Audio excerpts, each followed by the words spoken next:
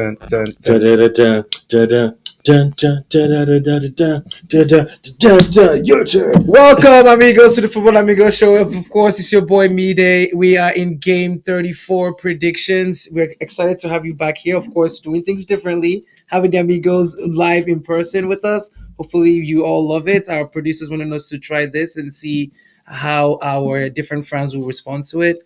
Please like, share, and subscribe. Let us know your thoughts about this setup, and hopefully, we can do more of that for you. As always, before we start with our week 34 predictions, we would like to start with our amigo Ayo. How are you today? I'm doing great, man. Just excited for another week of utter Arsenal domination. Of course. Let's go. Against Ipswich, I can definitely see that happening. Amigo Sam, how are you today, sir? I'm very happy. Just like I'm looking forward to domination against Real Madrid, actually. So, I'm rooting for Arsenal. And then, of course, you're going to dominate Leicester, I presume. Oh, yeah. Oh, gosh. I just want a 2-3-0, put some young boys in that game. Predictions early. Let's yeah. go for it. Yeah. So, Liverpool against Leicester on Sunday. Let's jump right in. What are your predictions? 3-0, put Harvey Elliott, put some young guys, fresh legs. This will be a good game to stack up some points and goals. Are you saying that because it's Leicester? Is that why we're jumping in so early? Of course, it's because it's Leicester. It's not so terrible. It's not because of Leicester as a name. It's because of Leicester. The way they performed this season. I got you. We wish them all the best, but I think their time is done. They are relegating. There's really nothing they need the point for anyway. So they played very well against Brighton. Yeah, they had. They did. They tied. It was 2-2. They did. Mavadidi actually had a very good game. He was man of the match. Well, I wish them all the best, but it's not against Liverpool. Let's move to the next. See, the cockiness is one thing. What if they actually play well? I would. You know what, amigos? Here's the thing: if Leicester, by any chance, play well and give Liverpool a hard time, and if they win, the first 5 minutes, I'm just gonna keep laughing in our reactions. I'm gonna laugh in Sam's face, but we'll see. I thought you were supposed to dance this week in. If United won. Yeah. The opposite happened. Yeah, exactly. Jumping on to the next game, Arsenal versus Ipswich. Arsenal is playing away to Ipswich Town, and of course they're in Portland Road. It's going to be interesting how the week has gone. Is it going to be another dominance from an Arsenal perspective? Or no? Statistically, yes. Okay. Effectiveness, I don't know. Since we've lost our striker and Marino started, we're still not conceding a lot of goals, but we have found it very hard to score. I don't think we've finished a game with a 2-0 margin in the Premier League since January. I don't think so. As long as Marino's been coach, and so Marino's been our striker. So I don't see. I would expect us to beat them, but I don't see how we're going to score a lot of goals. So this could be What are you thinking? This could be a 2-0 game. I don't think it can't be a 1-0 game. It'll be a 2-0 game, or it'll be a stalemate, maybe a 1-1 game. Yeah. So it's just difficult. I think Ipswich have been hard done by their results. I think they played better than their results suggest. However, I do think that what we do tactically is just above their level. So I don't see them posing like a lot of threat. However, just with what's happening in our forward situations, we might not have enough to put the necessary amount of goals past them to win the game. So, optimist in me says 2-0. Pessimist in me says 1-1. Yeah. So, what are your predictions? Well, I don't see Ipswich getting away from this Arsenal, man. Especially coming off of Real Madrid. I think they're gonna get a little bit of beating for sure.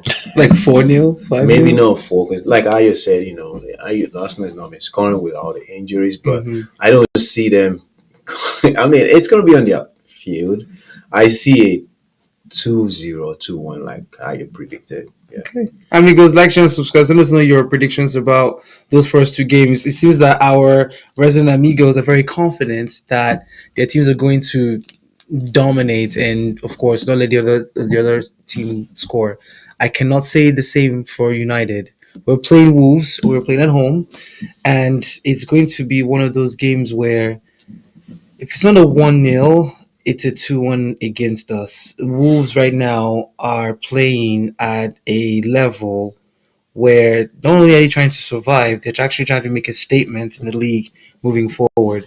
They've found their shooting boots, they've found their goal scoring capabilities. Bernard Larson, their number 9 striker, is actually scoring a lot of goals over the past 2 weeks. From United's standpoint, they will have to make a statement after their loss against Newcastle the previous week. Losing that game 4-1, they would want to set a record straight. We'll see who Amram sends to pick in terms of selections, but at this point, all our eggs are in the Europa League basket.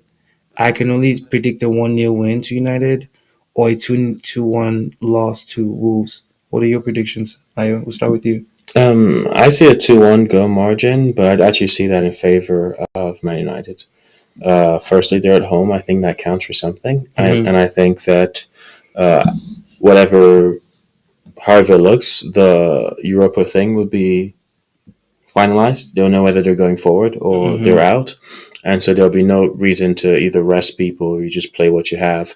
I think Wolves struggle against organized teams in terms of build up and the defense. So I think it won't be as easy going as they've had it in the recent past. I do think they have a mean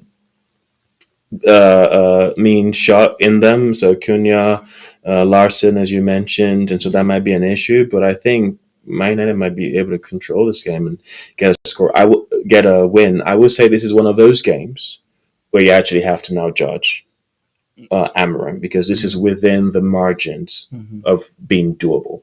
And so these are the type of games where I think more so than the Newcastle game you would. Would you start by there again, or would you go for Onana?